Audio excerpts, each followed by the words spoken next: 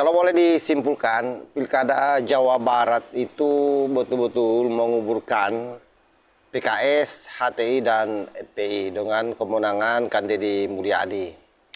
Kenapa asumsi atau kesimpulan-kesimpulan kecil seperti ini muncul di publik? Ya karena kita tahu bahwa selama ini permingan mereka tentang Kang Deddy Mulyadi sangat luar biasa dan ternyata itu tidak membuat masyarakat Jawa Barat kemudian meninggalkan Kang Deddy. Justru pernyataan-pernyataan para kadrum PKO mulai dari Alfian Tanjung, Bahar Smaik, kemudian Habib Hussein, menantu Rizik Sihab, itu justru kemudian membuat masyarakat Jawa Barat semakin ideologis terhadap Kang Deddy. Kenapa? Karena agenda secara sistematis, secara masif memang dilakukan oleh mereka para kadrum PKO bagaimana mendegradasi budaya-budaya Sunda yang ada di Jawa Barat. Nah, ini coba kita flashback ke belakang seperti apa cucungu-cucungu ini memframing Kang Deddy.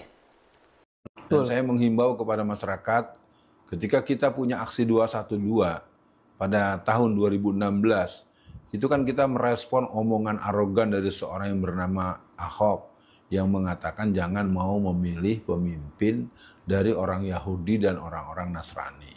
Artinya pelarangan pemimpin kepada Yahudi Nasrani itu bahasa lainnya, bahasa tegasnya, jangan memilih pemimpin yang tidak seagama dengan kamu. Berarti orang kafir. Dalam konteks akidah Islam, Sunda Wiwitan yang pernah terlarang dan dilarang berarti dia adalah non-Islam. Berarti secara terminologi akidah jelas itu adalah paham kekafiran. Maka memilih orang kafir itu hukumnya haram. Maka dengan demikian seluruh masyarakat Jawa Barat sudah paham. Dengan begitu kita akan memilih berarti tinggal 3 pasang. Untuk mengarahkan pilihannya kepada nomor 3. Di situ ada Pak Ahmad Syaihu dan Pak Ilham Habibie. Jadi kesimpulan untuk masalah Pak Deddy Mulyadi, rasanya kita sudah cukup paham. Beliau penganut Sunda Wiwitan dan beliau diduga kuat memajukan diri dengan cara-cara yang sudah diatur dan kemudian dia masuk untuk menjadi gubernur dalam rangka menjadi pembawa misi Sunda Wiwitan dalam skala provinsi Jawa Barat. Artinya jelas tertolak. Baik. Jangan harap Purwakarta bisa menjadi kota santri selama masih banyak kemusyrikan di kota Purwakarta, saudara-saudara. Jangan harap. Jangan harap potong lidah saya. Mungkin kalau Ustadz saya jawaban nggak berani untuk nyebut nama. Kalau saya sebut Deddy Mulyadi, saudara-saudara.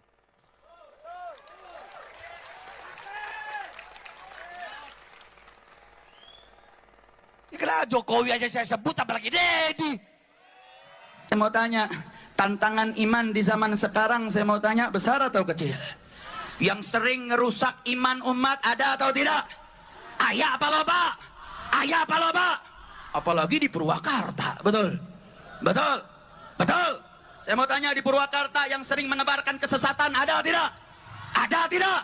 Saat jadi bupati di Purwakarta menebarkan kesesatan dengan berbagai macam perayaan, ada tidak? Ada tidak?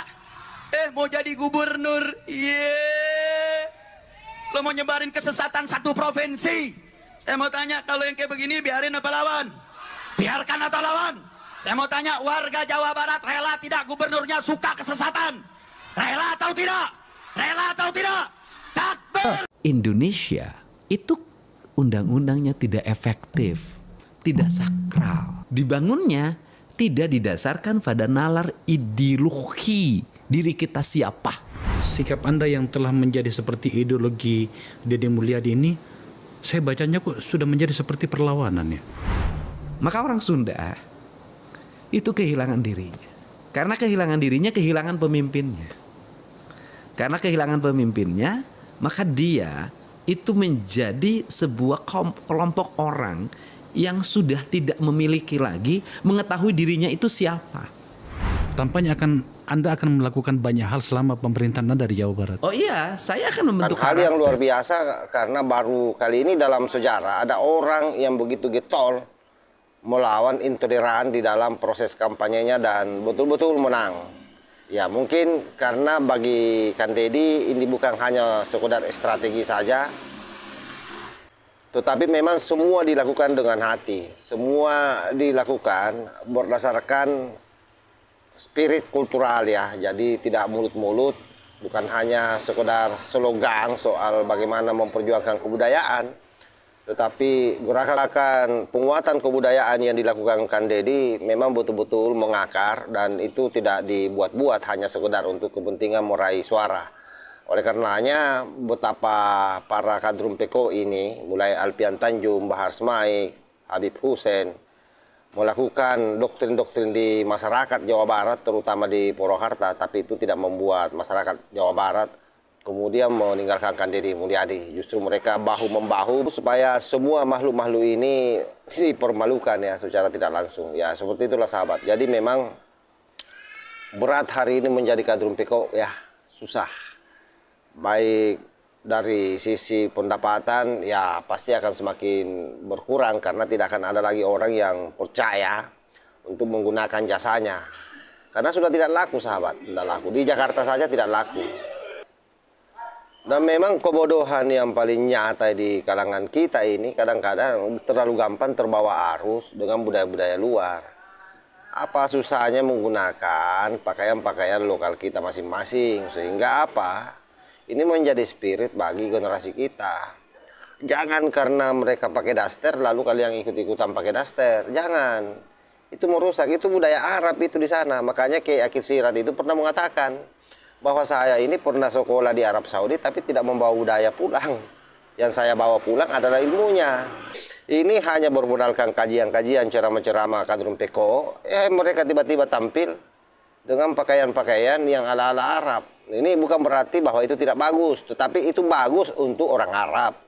Karena budayanya, pakaian itu budaya. Jadi jangan selalu dikait-kaitkan itu dengan akidah ya. Dengan syariat itu. Jadi jangan kalian dibodoh-bodohi oleh mereka. Karena itu kita syukuri situasi yang ada hari ini ya. Terutama di Jabar dengan DKI Jakarta, PKS, Junsek, dan FPI, Nyunsek, HTI, Nyunsek, termasuk di Depot. Di Depot ini sudah berpuluh-puluh tahun dikuasai oleh PKS, hari ini tumbang sahabat, tumbang. Artinya ini juga mengkonfirmasi bahwa tidak saja di Jabar, tapi banyak wilayah di Indonesia ini sudah gerah dengan narasi-narasi agama, dengan doktrin-doktrin sesat yang dilakukan oleh mereka para kadrun PKO yang hanya mengandalkan isu-isu agama dalam rangka melanggengkan kekuasaannya. Demikian, wallahul muwaffiq ila aqwamit thoriq. Wassalamualaikum warahmatullahi wabarakatuh.